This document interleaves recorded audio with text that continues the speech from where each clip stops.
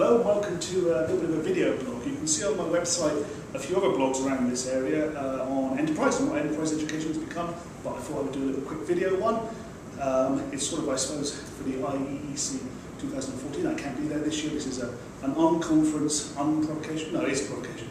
Anyway, it's an on-conference thing. So basically, I've been talking and thinking about enterprise education in my blogs. And what sort of concerns me is nice and simple. What concerns me is that we've drifted off down a route, as it were, that's gone away from the heart, or what I think is the heart of enterprise education, which to me, and of course you're free to argue with me, to me is all about creating a vibrant economy with innovative individuals who seek to grow the economy, who seek to basically traditional sort of capitalist values.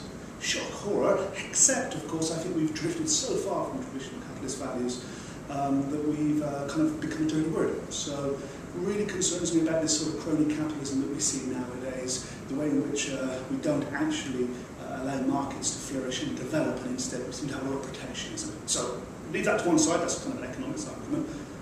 What my big worry is really simple. To me, there's three little circles and they intersect. So what I think is we simply have kind of a little Venn diagram like this, and we have entrepreneurialism, we have enterprise, and we have employability.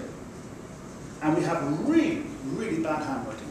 But entrepreneurialism, enterprise, and employability. Those three things are tied together, they are linked together, and there's a whole chunk in the middle here where they intersect. However, in our own enterprise education agenda, I fear, I worry, I'm concerned a little bit that what we've done, this incredibly laudable area, has kind of drifted across and taken over to an extent a lot of the narrative around what we're trying to do. So, we talk about developing students' confidence, working in groups, all those sorts of things, which is brilliant and really important from an employability point of view. What we call soft skills, the ones that students seem to hate doing, the ones that students don't want to do.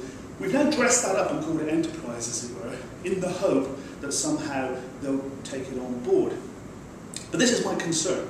There's a very valuable thing called employability skills, and we need to work on that. To me, I've employed people myself in the past. That's all about attitude, it's all about aptitude, it's about the fact that being work ready. I mean, to me, living in Cornwall, so much of that is well exemplified by, like for example, the hospitality industry. So many young people could do with working in the hospitality industry in order to learn a bit of customer service, and I mean where it's done well, like the French do it. Customer service, that politeness, that attention to detail, those sorts of issues.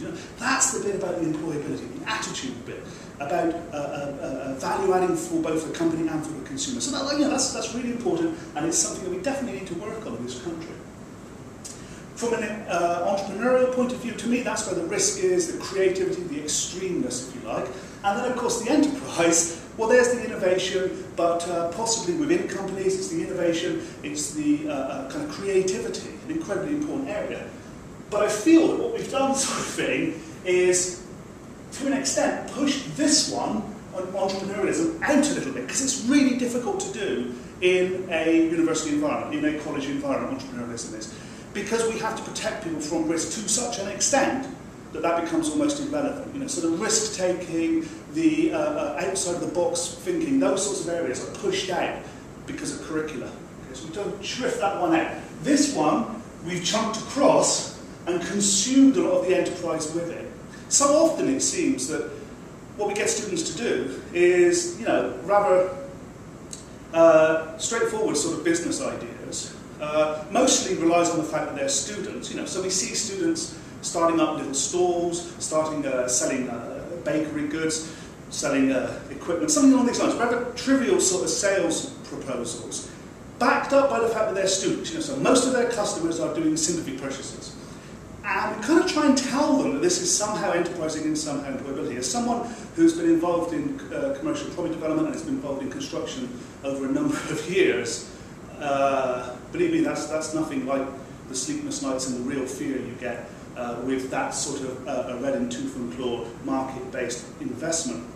So actually, I think what we're doing is a disservice here. What we've done is we've taken a really important, really laudable theme of employability, drifted it across and consumed most of enterprise education with it, at the same time driving out entrepreneurialism because it's too difficult to deal with. Perhaps actually, let's get something straight here. It's possible that is too difficult to deal with in a college and university environment in terms of encouraging and fostering that. So perhaps that is something that will always be on the fringe. What worries me is we have these two words. What I'd like to see personally perhaps is enterprising employability, and stop pretending that we're trying to start the next Apple or the next Google. Enterprising employability would be the way to go, and perhaps then allow the entrepreneurialism and the pure enterprise to be something smaller, something more specialised, and something catered for in a much more fringe way. Although, you know, I know that Buckinghamshire has a brilliant degree going on around that sort of thing, where you've got 3 years to do it properly, great. But if we're trying to do it piecemeal, trying to do it around the edges, I worry that all we end up doing is rather trivial business ideas, giving the students the impression that somehow that's how you run a business, or somehow that's how you are enterprising and employability. For those of you that have been in education a long time, it kind of is the same worry as when we get students to do small-scale empirical studies. You know, they've questionnaire 10 of their friends, and out of that, they somehow feel they've done empirical research. It's that sort of worry. We get them to sell a few cupcakes, and out of that, we give them the impression that that's how you run a business. So that's what worries me. We are doing a disservice to employability and enterprise by allowing them to merge into one without creating such a thing as enterprising employability. There's a challenge for you. Can we create a new thing called enterprising employability? Liven up employability studies, but at the same time, as I said, please don't sell me any more cupcakes. There's a blog on that. Thank you for your time.